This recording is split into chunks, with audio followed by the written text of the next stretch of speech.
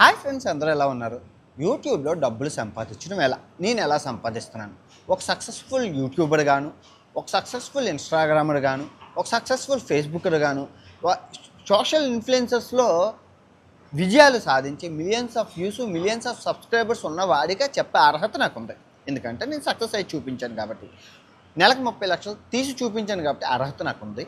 ఆ అర్హతతోనే ఈ వీడియో చేస్తున్నాను. ఇదే వీడియోని నేను చేసి ఓ 15 మొక్కల కింద చేసి 3,000 రూపాయల కోర్స్ అని చెప్పి ఆన్లైన్లో పెట్టాను అనుకోండి, నాకు 10 నుంచి 15 లక్షలు వస్తాయి. కానీ విద్యను నమ్ముకోవడం పాపం నా దృష్టిలో. ఎందుకు, మనకు తెలిసిన 10 మందికి పంచుకుందాం అని నేను చెప్తాను. పూర్తిగా చూడండి.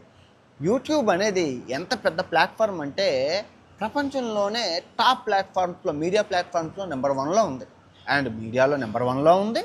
అండ్ ఆదాయం కోణంలో కూడా చాలా నెంబర్ 1లో ఉంది. సో యూట్యూబ్లో డబ్బులు సంపాదించాలంటే ఉండాల్సింది ఫస్ట్ కన్సిస్టెన్సీ, స్థిరత్వం, 2 క్వాలిటీ. ఈ 2 ఉంటే ఎలాంటోడైనా, అందంగా ఉన్నా లేకపోయినా, తెల్లగున్నా నల్లగున్నా, వాయిస్ బాగున్నా బాగోలేకపోయినా, ఏ విధంగానా ఏ ఫార్మేట్లో అయినా డబ్బులు సంపాదించవచ్చు. అది మీకు చెప్తాను. ఓకే, పూర్తిగా వినండి. ఫస్ట్ అయితే ఒక లైక్ కొట్టండి, అందరూ చూడొచ్చు. అసలు ఏ పని చేసిన వాళ్ళైనా ఈ వీడియో చాలా ఉపయోగపడుతుంది. ఫస్ట్, నేను మీ అందరికీ తెలుసు, గడిచిన 90 రోజుల క్రితం 90 రోజులు బెట్టింగ్ యాప్ల కోసం వీడియోలు చేశాను. సో ఆ చేసే క్రమంలో 90 రోజులు నా ట్రావెలింగ్ని పక్కన పెట్టాను. అన్ని ఛానల్ని మూత పెట్టేసి అదే గోల పొద్దు నుంచి రాత్రికి బెట్టింగో. సో దీనివల్ల ట్రావెలింగ్ పోయింది, అట్టగెక్కిపోయింది. కరెక్ట్గా నెల రోజులు కష్టపడ్డాను, బాగా కన్సిస్టెన్సీగా వీడియోలు పెట్టాను. రిజల్ట్ చూడండి ఎలా ఉందో. ఫస్ట్ ఇన్స్టాగ్రామ్ చూడండి, 72 మిలియన్, అంటే ఆల్మోస్ట్ 7 కోట్ల మంది నన్ను చూశారు ఈ 30 రోజుల్లోనే. చూసారా, ఎంగేజ్మెంట్ వచ్చినట్లేనా? ఆ తర్వాత ఇంకో ఇన్స్టాగ్రామ్, ప్రపంచ యాత్రికుడు ఇన్స్టాగ్రామ్ చూడండి, ఆల్మోస్ట్ 18 మిలియన్, అంటే దగ్గర 2 కోట్ల మంది చూసారా గడిచిన 30 రోజుల్లోనే. ఆ తర్వాత ప్రపంచ యాత్రికుడు యూట్యూబ్ ఛానల్ చూడండి ఆల్మోస్ట్ 30 మిలియన్, అంటే 3 కోట్ల మంది చూసారా? 3 కోట్ల మందికి డబ్బులు వస్తాయా నాకు? అంతేనా? ఉల్లిపాయలకి టమాటాలకైనా వస్తాయి షార్ట్ వీడియోలు. ఆ తర్వాత నాన్ వేసిన యూట్యూబ్ ఛానల్ ఆల్మోస్ట్ 10 మిలియన్, అంటే 10 లక్షల రూపాయలు. చూసారా వచ్చాయా? ఫుల్ వీడియోలు ఇవన్నీ నాన్ వేషనలో ఫుల్ వీడియోలు చూసారా వచ్చాయా? తర్వాత ఫేస్బుక్ 16 మిలియన్ వ్యూస్, ఉల్లిపాయలకో టమాటాలకు ఎంతో కొంత వచ్చాయా? సో ఈ నెల రోజులు నేను ఏ రోజు సమయాన్ని వృధా చేయకుండా పోయిన ఎంగేజ్మెంట్ని కన్సిస్టెన్సీగా పెట్టడం ద్వారా తెచ్చుకోగలిసాను. స్థిరత్వం అంటారు, స్టెబిలిటీ అంటారు, ఖచ్చితత్వం. అది ఉండాలి మనిషికి. అది ఏ పనిలో అయినా. రోజు పొద్దున్న 6 గంటలు లెగాలంటే లెగాలి, సాయంత్రం 8 గంటలకు పడుకోవాలంటే పడుకోవాలి. సిగరెట్ కాల్చకూడదంటే కాల్చకూడదు, మందు తాకూడదు. దాన్ని కన్సిస్టెన్సీ, స్టెబిలిటీ అంటారు. అది ఖచ్చితత్వం ఉండాలి మనిషికి. సో ఆ విధంగా నేనైతే పోయిన వైభోగాన్ని మళ్ళీ తెచ్చుకోగలిసాను, సక్సెస్ సాధించగలిసాను. సో సింపుల్ అండి. సో మీరు కూడా ఎవరైనా ట్రావెలర్స్ కానీ, కుకింగ్ ఛానల్స్ కానీ, ఏదైనా వాళ్ళు, మీరు నిజంగా యూట్యూబ్లో ఇప్పుడు సెలబ్రిటీ అవ్వాలంటే అంత ఈజీ కాదు. నేను కూడా అంత రాత్రి అయిపోలేదుగా. మీకు తెలుసు, 2020 నుంచి 2019 నుంచి కష్టపడితే 2023లో సక్సెస్ వచ్చింది చైనా సిరీస్తో. అంతవరకు రోజు వీడియోలు పెట్టాను, సక్సెస్ కోసం ఎదురు చూశాను. రాత్రి వచ్చేది కదా. మీరు కూడా నిజంగా, ఎందుకంటే ఒక హీరో కొడుకు హీరో అయ్యే అవకాశాలు ఉంటాయి. ఎందుకంటే నాన్న పేరు, చెట్టు పేరు చెప్పి కాయలు అమ్ముకోవచ్చు. కానీ మనలాంటి సామాన్యుడికి హీరో అయ్యే అవకాశం, సెలబ్రిటీ అయ్యే అవకాశం, తారలు అయ్యే అవకాశం ఉండదు.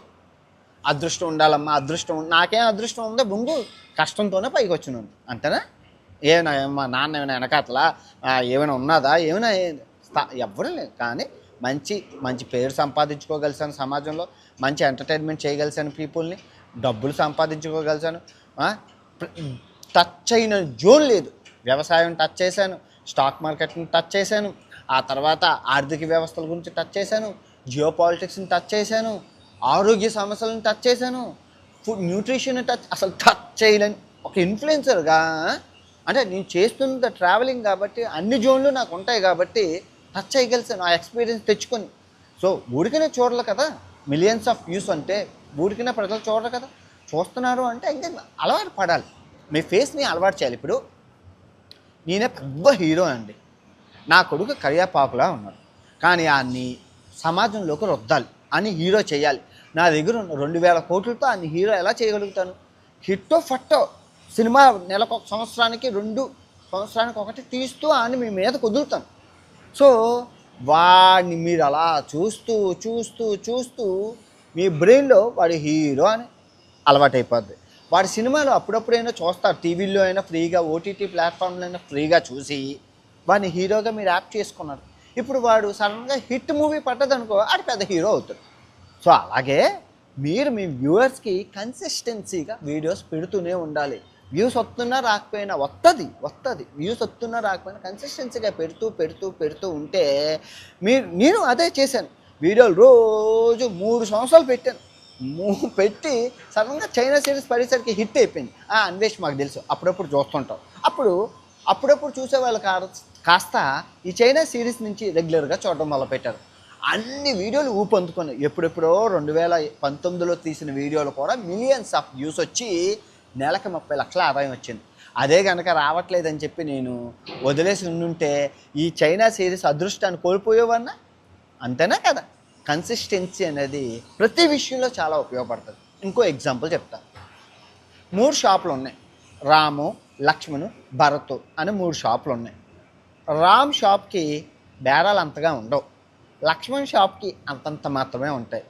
ఆ పక్కన ఉన్న భరత్ షాప్కి రెగ్యులర్గా కోట్ల ఆదాయం, మంచి వ్యాపారం జరుగుతుంటుంది. 3 పక్కనే ఉంటాయి, కానీ అందరూ భరత్ దగ్గరికి వెళ్ళి కొనుక్కుంటారు. వీళ్ళిద్దరు ఇలా చూస్తూ ఉంటారు.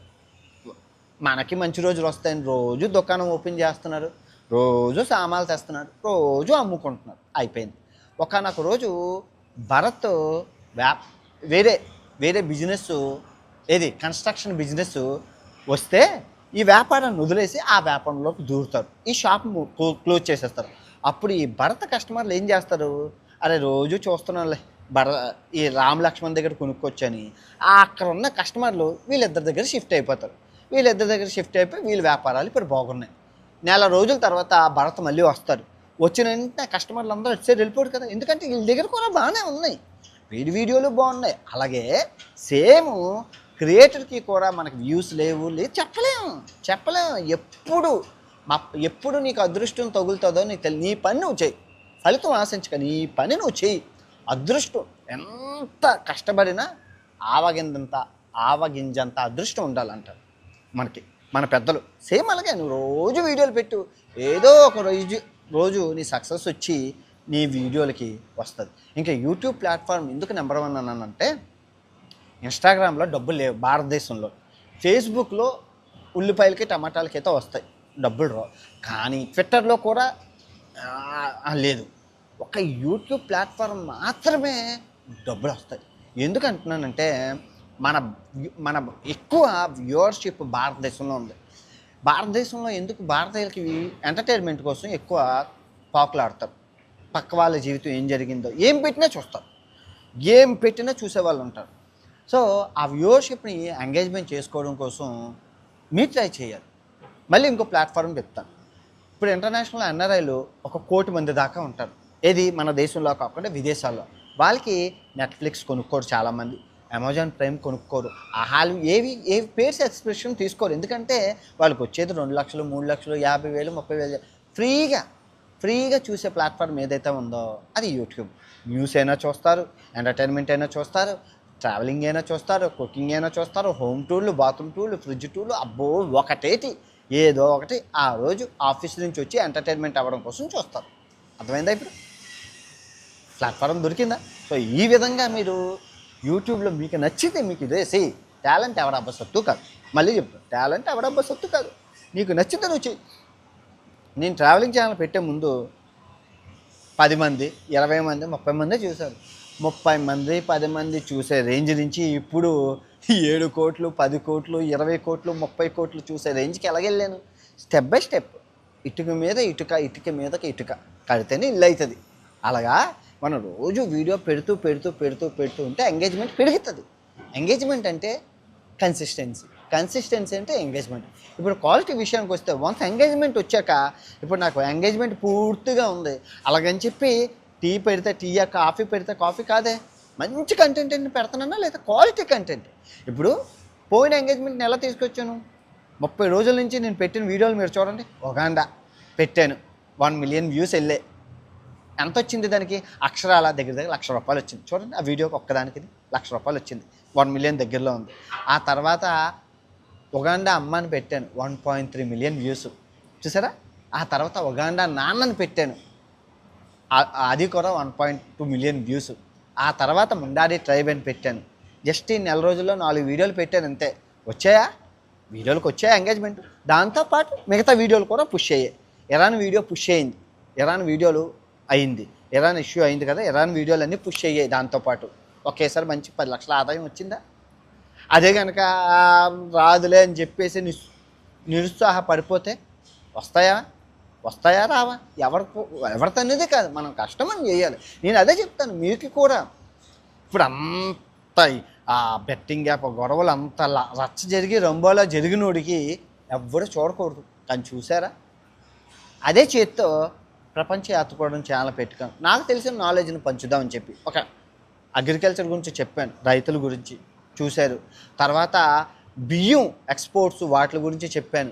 విజయమాల్య బయోగ్రఫీ నచ్చి దాని గురించి చెప్పాను.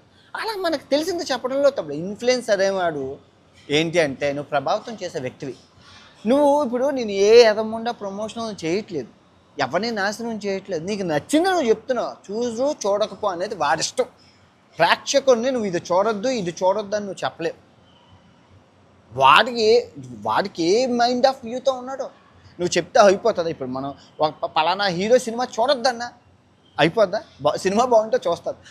ఎగ్జాంపుల్ ఏది దాని పేరేంటి, మన కన్నప్ప వీడియో గురించి ఎన్నో రూమర్స్ ఎన్నో వచ్చాయి. కానీ సినిమా మంచి టాక్, అందరూ వెళ్ళి చూస్తున్నారు. ఆధ్యాత్మికంగా బాగుంది, చాలా మల్టీ హీరోలు ఉన్నారని.